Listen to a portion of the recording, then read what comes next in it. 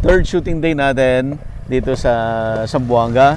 At kasama pa rin natin si Doc Rico Tabal, ang Dean ng College of Agriculture, Western Mindanao State University. Ayan, at the same time, sir, ikaw po yung ang program leader ng niche centers in the region, R&D Center for Native Chicken.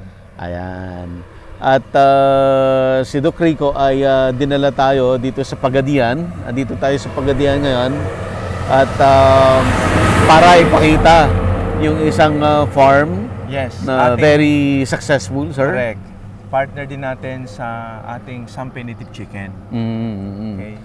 So far ba, Doc, ito yung pinakamalaki so far? So far, sa Region 9, na lahat ng ina-assist ni Wimsu at saka ni GH Riles, ito yung malaki sa Region 9. Okay, Doc, bago natin sila kausapin, bigyan mo nga kami ng backgrounder about dito sa farm nila at paano sila na-involve sa Sampen Chicken. Yeah. May isa kaming partner sa research and development. Ito yung school nila, Dr. Glenn Tangalin. Okay. Siya yung naging project leader ng isang component noon back in 2016-2018 na project. And then itong farm, si Dr. Mr. and Mrs. No? Pareha to sila mga veterinarians. Okay. They are employed in a provincial veterinarian. And they asked the assistance of Dr. Glenn to provide them the initial stocks dito. So it was Dr. Glenn who provided them the initial stocks of Sampe Native Chicken breeders. So it was COVID, nag-boom itong farm and it went on hanggat ngayon. So Wimsu came in siguro it was early this year, nag-provide din kami ng additional stocks. So ito yung relationship between Cardenas Farm owned by Dr. Carl Litihio and Dr. Cynthia Litihio. So mag-asawa po sila and pareha sila na veterinarian. Sila din ang may owner ng Sikwate House, which is a restaurant sa may Pagadian. Gusto mo bang matuto ng agribusiness, crops, livestock and poultry, aquaculture, at ma-inspire sa mga success stories? Agribusiness, how it works! As a YouTube channel, Agribusiness features entrepreneurs, farmers, organizations, OFWs, investors. However, beyond our usual content and official endorsements, Agribusiness does not engage in other business dealings with them. While our viewers and featured individuals and entities may choose to pursue business deals with each other on their own, we encourage them to be cautious in doing so. Doc. Kilala na po, Doc. One of the followers. Nanonood din ba kayo, sir? Lagi po. Salamat po. Lagi po, Sir Buds. Kasi interested din po sa mga high value crops. Ewan ko ba, lahat-lahat na. Doc? Paano yung ano? Ay, hindi ako. Hindi ka sasama, Doc? Magsusunod kami ng short reels. Okay. Sa Picard. Yes. So kayo muna ni Sir Buddy. Or intro lang, Doc.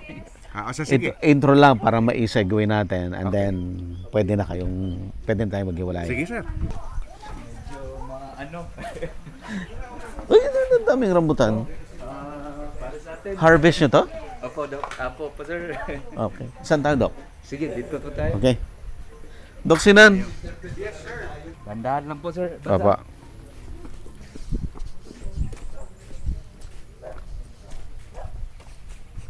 Toy. Nagawas lang, mga manok. Gawas na sila. Wow.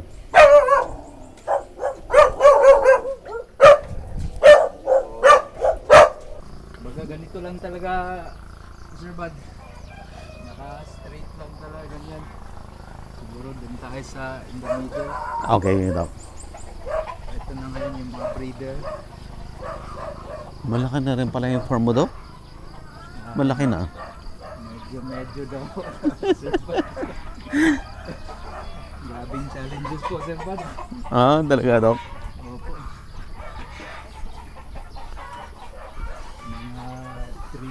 before pandemic eh. Yung ano namin, tinamaan talaga, hindi pa na lunch talaga. So, kagaya na sabi natin kanina, andito tayo sa Pagadian at of course, ang owner ng farm si Doc Carl, Dean Carl Litihio. Litihio. Siyempre kasama natin si Doc Sinan ng DOST Picard. Sir, bigyan mo kami ng konting backgrounder about dito sa farm na yun. Tapos, Doc Sinan, ano po ang masasabi niyo? Okay, si Sir muna, Sir Carl muna. Yes sir, Apa. Doc Sina. I started po nung nag-release yung WIMSU, Western Mindanao State University. I think kauna-unahang ano po yun, Doc, no? Nag-release ng batch ng F1, if I'm not mistaken.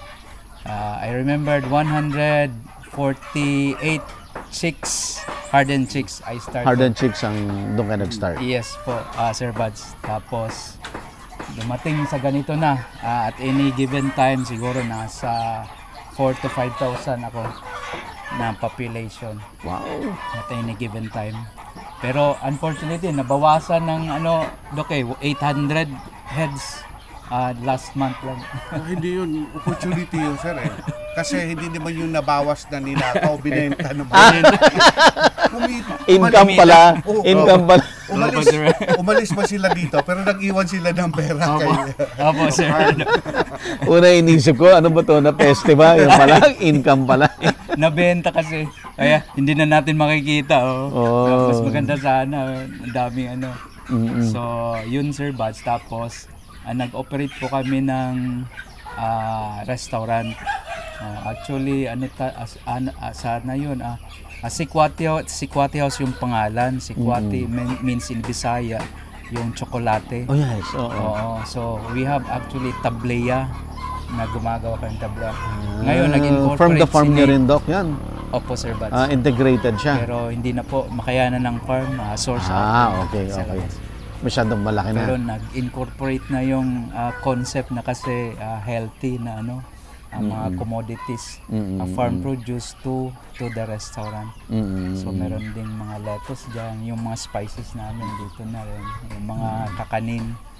So itong native chicken na ngayon, ito yung namin, para na din itong advocacy, Doc Sinan.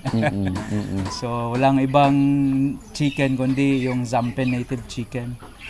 So ngayon, nasa magandang operation na. So consistent na po yung supply natin ng native chicken na carcass, slaughtered breast na ng native chicken, Zampen. So it supplied the Sikwati House and soon to open. Meron na talagang separate na ihawan, Doc Sinan, yung Zampenok. Zampenok. Another brand. The best native manok. Yes, another brand. So, grilling na yun, Sir. Grilling na po, yes. Doc Sinan. Anyway, as mentioned kanina, Sir Buds, Yes, kami Doc. naman on our part sa Picard, Yes, I Doc. think same with the WIMSU, nagpapasalamat kami ng malaki sa katulad ni Doc Carl na nung time na yon, sabi nga niya, isa siya sa mga first Adapter. private partner natin Okay. na nag-adapt ng output of research wherein during that time, hindi pa rin talaga natin ma-assure yung purity ng mga stocks. And he gambled with it. Malaking bagay yon para sa researchers because napapadali yung selection process eh. Yun nga yung lagi kong sinasabi na pag private sector ang hahawak noon, they can tawag dito, they can increase the numbers. And in breeding and selection, the rate of improvement would be faster if you have a lot of animals to select from, which si Doc Carl tumulong sa atin sa paggagawa. And kanina, nabanggit nga kanina na nabawasan kasi Nadagdagan ang kita. nagbenta siya. Actually, isa yon sa objective talaga ng DOST Picard and I think ng WIMSU as well, that our entrepreneurs would engage in the production of this to make the product more available. Kasi pag aasahan natin yung mga government institutions, we have to admit na we cannot manage large numbers of animals considering the difficulty in our procurement process. Kumbaga, Doc, real talk lang to. yes, real talk lang. Wala namang, hindi naman wala nating, nothing against Nothing anyone or any institution. Okay. I mean, real talk lang ito. Ito yung nangyayari. So, rather than, continuing with that traditional and continuously experiencing the same problem over and over again, nakita namin na opportunity yung participation ng Private sector. Yeah. And I am happy na natutuwa din naman sila because they are able si Doc Carl, they are able to establish a business, an enterprise out of the output of research.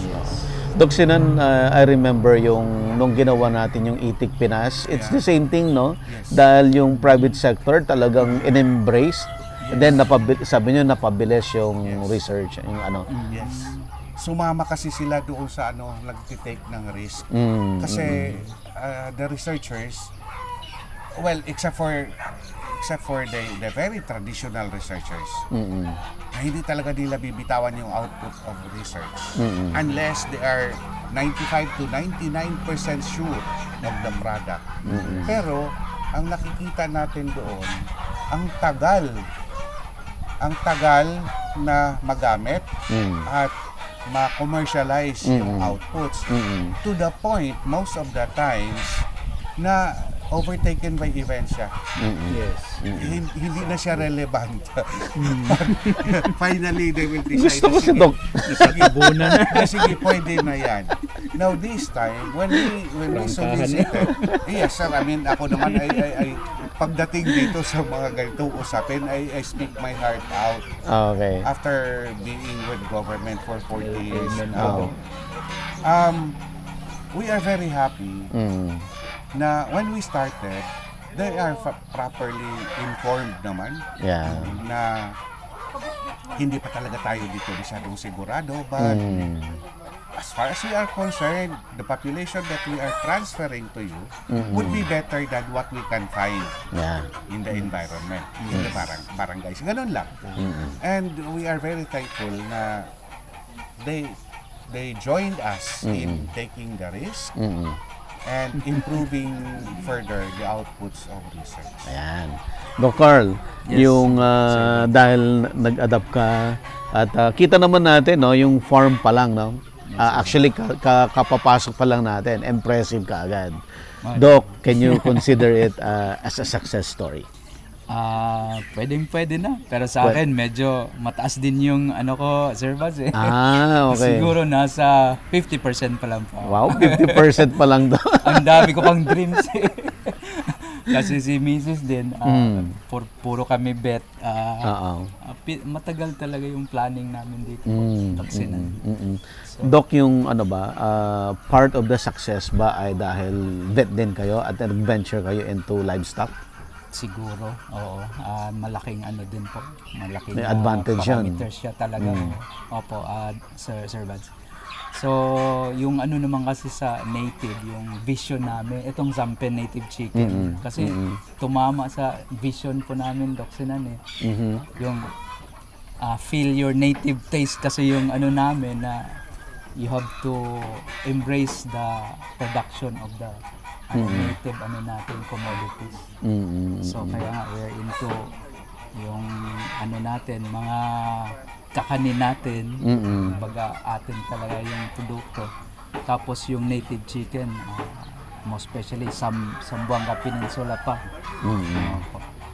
So okay. Siguro, So success story. Success story. So alamin natin yung buong success story ni Doc at while nagtutur tayo dito sa farm. Meron pa Sir Bads eh. Sayang yung pag sana yung medyo may sunlight. Para lalabas. Malabas yan sila. Ayun, nakapasok lahat. Tagal din akong nagsubaybay sa'yo, Sir. Talaga, sir? Oo. May napupulot ka naman. Ay, dami. Yung mga best practices sa mga Si 90% nasa ano talaga. YouTube, kasama na po kayo doon. Dami. Thank you, Hak. Musta? Ito yung pangmalakasang partner natin. Pangmalakas ang Sa kay Doc Glenn yung 140 chicks. Chicks ba yun? Introduce natin, Doc Glenn. Ano pa yung background ninyo? Paano kayo na-involved dito sa farm ni Sir Dean? Okay, magandang ani at saka magandang buhay sa lahat. First of all, no, the project is funded by the UST Picard through Dr. Sinan. So the Sampinative chicken was first purified in Western Mindanao State University. Yung mga kapartner natin, no, sina Doc Terry, Doc Rico, si Ma'am Jo, and after that, so Doc Nilo, no, Abella. So after that, after sa purification, we were given another funds sa DUST. So through Doc Sinan, ito yung may pakanan sa lahat. No? So Ang salarin. yung salarin ng Sampinative chicken sa buong region. Okay. Umabot na sa ibang The father of yeah. Sampinative Then chicken. after that, so we were given another funds, another R&D. So bali dalawa. The same setup with the Western Mindanao State University and with the GH Religious State College. So Ito pa yung college ninyo, yeah, Doc. in Zamboanga del Sur. No? Okay. We have 4 campuses, but the project doon linagay sa Dumingag campus kasi malaki yung area namin doon. Okay. Then after, Sir, Doc. clarify ko lang yung Yes, Doc. dalawang projects. Set up. Yes, Doc. So, traditionally kasi ayaw ng gobyerno noon kasi duplication. Okay. Okay. But considering our experiences with livestock diseases and poultry diseases as Okay. well, our strategy now in building breeding populations is to establish redundant populations para na magkalayo sila. Oo. Para kung sakali man na mamalasin, sana naman huwag. Oo. Tatamaan yung isang flock. Meron pa isa. Meron ka pang na mapupuntahan to Oo. rebuild the population. Yun lang po. Yeah. yes Doc, po. so kumusta, Doc, yung ano nyo, research nyo rin? Kumusta yung sarili nyong study? Okay, yung first na study, yung purification, the next study, yung dalawa, the same ang setup namin, yung piloting. So we piloted the Sampinative chicken in Dumingag, then maganda yung resulta. Then we were given another budget for R&D through sa Livestock Research Division ng DUST Picard. So yun na ang i-enhance namin yung production growth from 105 eggs to yung 115 yung target namin. So lumampas po kami doon at saka maganda ang resulta. So Doc Carl ngayon, yung nag-usap kami sa Pagadian City, so sabi niya pag time daw, so he will start the Sampinative chicken project, no? And that was ilang years ago? And that is before COVID. Before COVID. During COVID. 1 year before COVID. 1 year before. Oh yeah. So Grabe nag-start siya at saka talagang he started, no, the project religiously. So sa tingin ko, so all of our adapters sa entire region, siya yung at least nakikita namin na nag-adapt ng project na talagang ginagawa niyang yung R&D project namin into convert into money as business. Yun, before COVID daw, Yes, Doc. nadaanan 1 year lang na-establish and then nagka-COVID. So nag-COVID. we can now call the farm and the production system pandemic compliant. Yeah, isa din yun. Kahit may pandemic. Pwede, tuloy-tuloy. Yes, tuloy-tuloy yun. At saka yung meron kaming sa promotion, isang project doon. So, nagbibigay din kami ng mga initial stock. So, yung mga estudyante natin na graduate, mga graduate sa agriculture na walang trabaho during pandemic. So, binigyan natin ng initial stocks. Yeah. Yung mga OFW, Yes, pumunta doon. Marami na tayong nabigyan ng mga initial stocks during the time. Even the PNP doon sa amin, sabi niya kahit mag-lockdown ng isang taon basta meron silang sampin sa likod ng bahay, yon ang isa na tina-target. Wag naman. Yeah.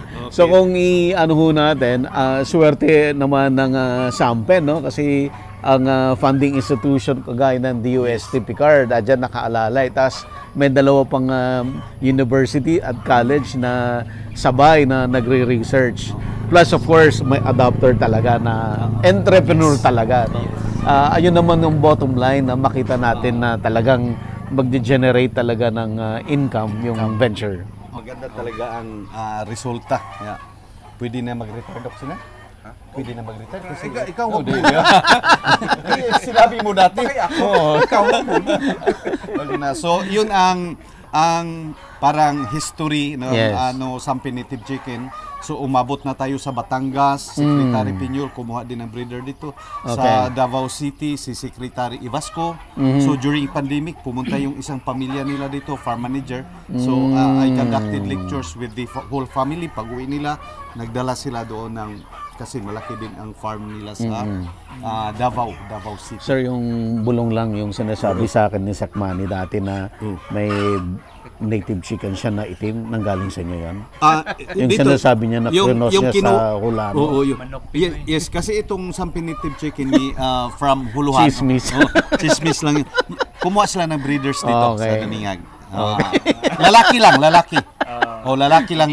Oo, so parang nag-breed din si Senator Sakmani. si Sekmani. Yun, nakita natin doon. Maganda din ang resulta, pero yung Sampen Native Chicken natin na mga male breeders kumuha din dito, dinala doon. Okay. Doc, thank you so much. Okay, yun. Nice meeting you. Yes, sir. Anong diferensya ng ordinary na manok natin na tinatawag natin mong grill at saka dito? Sige nga, Doc. Hindi ka nagtanim. Hindi, kasi na-explain na ni na-explain Doc. na. But sige, Doc, sige. Meron sa- Baka ibang version ka. Basta Sampen Native Chicken, mainit ang sabaw. Mainit. Di ba? Mainit ang sabaw. Hindi ko na-gets. Alam na taga Picard, nandito na si Doc Lin. Basta Sampen niya, mainit ang sabaw. Ang ibig sabihin nun, Doc? Basta mainit talaga. Slow eh. Okay, maraming salamat. Okay. So, maganda talaga ang ani. Sa R&D projects funded by DOST Picard. Ano, Doc? Hindi ko pa rin na-gets talaga. Anong ibig sabihin? Ibig sabihin, pagka Sampen na luto, mainit sabaw, masarap. Automatic pag Sampen, mainit na sabaw. Yun. Mainit Yan sabaw. ang luto ng Sampen. At saka, pinakain na to ng mga herbs, mga damo-damo dyan. Kaya mirong si Doc Carl, sa Binisaya, sinasabi namin na buhi pa timplado na. Ganda yun, di ba? Buhay pa, timplado na. Kaya paglulutuin mo yun, mainit ang sabaw. Okay. Okay. So, less ang fats, high in protein, basta Sampen. Basta Sampen. Kasi kinakain damo. So, damo kinakonvert ng protein. Yung pure feeds na pinakain natin, mostly makonvert ng mataas yung fats. Yun lang po. Hindi tali talaga, Doc. Tali. Masyado yung kasi siya yung breeder natin ngayon. So, ikukunik na natin doon. Ganyan. Breeding series. Para Maganda. hindi na nila kukunin palagi man ang kinukuha magli-lecture. Ah. So, open nyo lang. At paano yung asula? Doon na lang. Di ba? Ano na, i-play na, tapos, questions na lang. Oo. Kasi pag kinukuha ninyo ako na mag-lecture doon, malaking babayaran nila. Oh. Tirawa yun sa Professor 6. Yun ang i-collab ng ibang para yung ibang state universities na palaging nag-i-inquire or even the backyard mga research natin, mga native chicken enthusiasts, kaya nilang ma-follow yung technology. Okay. And dito, technology, dumaan na sa research natin. So, at least, legit na siyang ipaalam natin at tayo mismo ang gumagawa, tayo mismo ang hands-on. Masarap. Ito na yung Black Soldier Fly. Opo, Ang dami. Targeting po We will ng be happy to see you. Close up mo, Enjoying. Justin. Wow! 20 to 50 kilograms Masarap a day. yan, deep fry. Oh, yun. Ewan ko lang, hindi ko pa natikman. Okay, so magpapakain tayo, Doc. Yes, yes. Papakain natin. So, pakita natin, pakain natin yung black soldier fly. Sa layer na lang para ko ano, Okay, punta tayo doon. dagdagan sila. Okay. Sige. Let's go, Doc. So, yun na ngayon. For so many, ilang taon na trial and error. Mm-mm. Oo, yes. Ibig mong sabihin, Doc, Yes, Sir Buds. aside from the, of course, may protocol na binigay. Yes, ang, opo, Sir Buds. Ang university, yung Western Mindanao State U, at Yes. saka itong, ano yung pong college ni Sir? Glenn? J.H. Cerilles. Anong ibig sabihin nun, Sir? Si Josefina Herrera Cerilles, pangalan. College. College. Mm-mm. So, bukod dun sa binigay nila na mga guidelines, naggawa ka rin ng sarili mo? Basically, yun lang naman po, Sir Buds eh. Parang given na po yung mga parameters ng production natin ng chicken sa textbook. Kumbaga okay na. So, ini-enhance ko na lang po. In-enhance. Opo. Sir, punta tayo doon Sige. para makita natin. Pag medyo mainit, Doc Glenn, medyo ano sila, ito, nag-ano sila, masaya sila pag mainit. Makulimlim kasi. Sa labas po tayo para lumapit sila. Lalapit na, oh. Pakita mo, Jess. Ginunan mo ng video yung mga manok na nagmukbang. Nagmagos. Ayan po, oh. Ay, labas po kayo para ano? Para lumapit na sila. Ayan. Ibang-iba, Doc, na itsura niya doon sa darag na. Distinct, no? Kitang-kita yung difference. Medyo malaki ito sa daras. Mas malaki. Grabe ang growth. Dahil siguro sa pagkain kasi restaurant din yung restaurant owner yung nag-request. May na-measure kami doon babae. Gamay lang din. 1.8, 1.9. Tawagan dahil. Ano ba? Kaka-umpisa lang kasi, Sir Buds, ng ano, bumalik kami ng production. Ito, this month lang talaga. Kasi yung dating ano, yung nasanay na. Kasi on and off yung ano namin sa Black Soldier. BSF, o Black Soldier Fly. Medyo ano din, dapat. Mahirap din. May ano medyo, rin. kasi yung sa labor, maselan din yung sa production, kung baga hindi mo na natutukan yung dapat talaga yung techniques. Oo, daming failure din. Even yung Black Soldier mismo. Kaya nga, kasi kahit siya endemic, tapos parang nasa nature lang yung Sir Buds eh. Pero hindi mo ma-achieve yung marami na production. So, eto kasi, etong aim natin is parang commercial production ng uod. BSF Magots. Medyo ano kasi itong mga breeders eh. Medyo shy. Okay. So, mas malakas kumain yung grower. Sige. Sige, so punta tayo dun sa grower. Ito kasi mga breeders, Doc. Breeders, yes. So, Bakit po kaya? sa sanayan lang. Hindi nasanay. Oo. Sanayan. Sige, Doc, punta tayo. Mulberry, pinapakain mo rin, sir? Yes po, Sir Buds. Pag yung bunga, so nahuhulog na lang dyan. Kakainin na Kainin, lang. rich in minerals para sa breeder talaga. Tapos itong dahon din, na-harvest din po, Sir Buds. Hinahalo. Hindi kami nakapag-harvest ng Madre de Agua. Yun kasi ang dinadry namin, tapos kinakramble lang namin, powder into powdered form, tapos mimix na po sa ano, yung sa commercial. Dito tayo.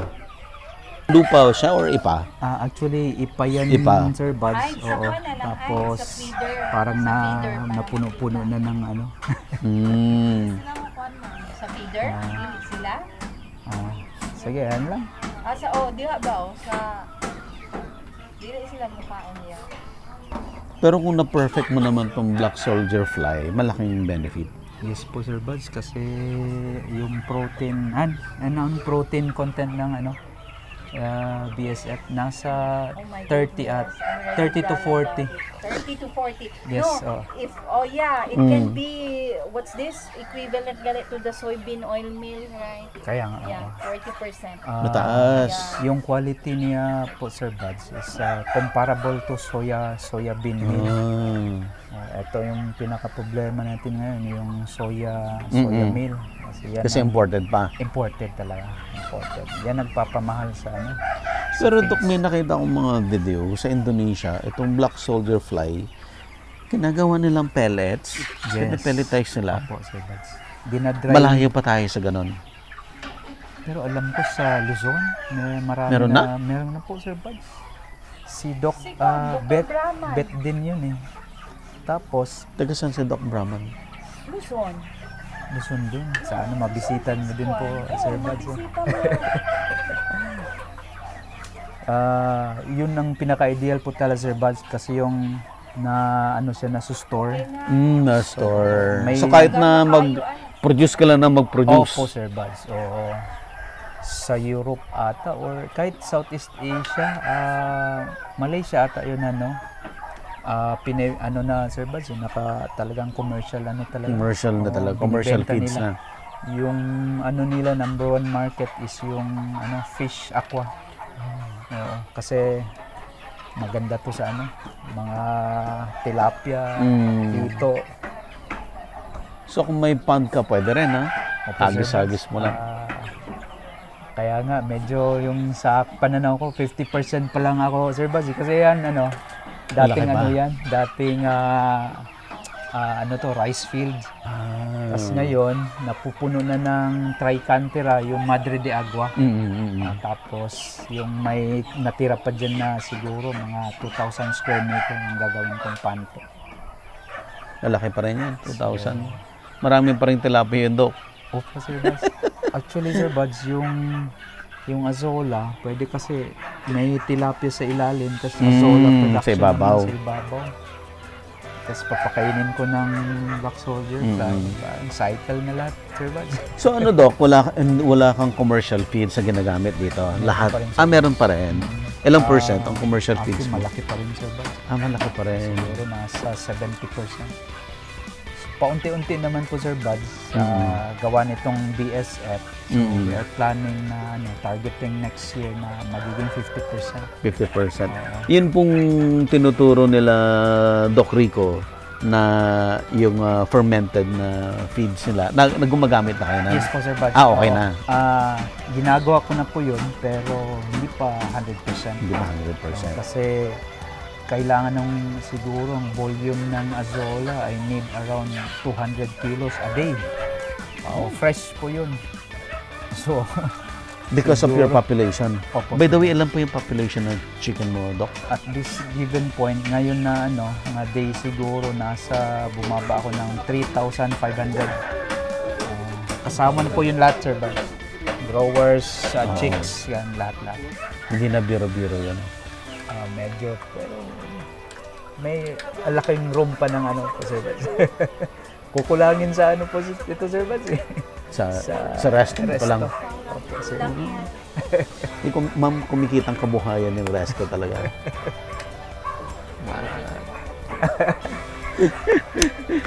Okay, saan po tayo next na ay papakita mo, Doc?